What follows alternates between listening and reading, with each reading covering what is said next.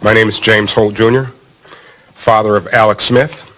My son died at the early age of 26. He was one of 30 million people diagnosed with type 1 diabetes.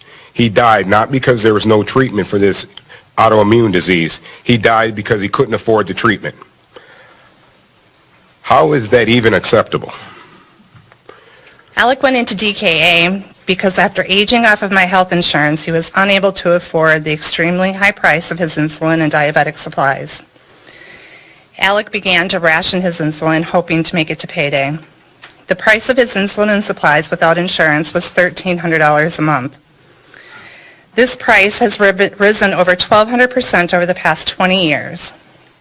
Without regulations in place, the pharmaceutical companies have had free rein to consistently raise prices on essential life-saving medications. And I believe the package of bills that we'll be talking about today represent the strongest and most complete effort among state legislatures in the country to address the many drivers of the cost of prescription drugs in Minnesota. We are stopping the perverse practice of price gouging and demanding more transparency from drug manufacturers. We're demanding accountability from the middlemen in our prescription drug system that are making huge profits yet not returning that value to Minnesotans. We are looking inward and innovating at the state level, leveraging the purchasing power of the state to reduce costs at the state level.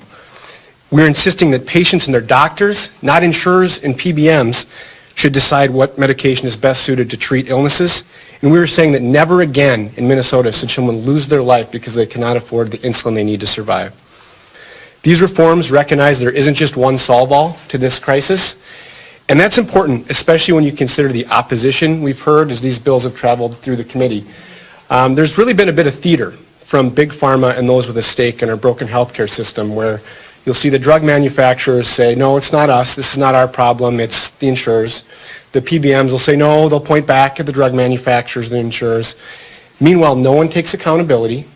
The cost of prescription drugs continue to skyrocket, and Minnesotans suffer.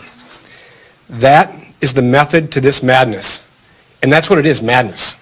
Unless we stand up to those making obscene profits while Minnesotans suffer, prescription drug prices will continue to soar.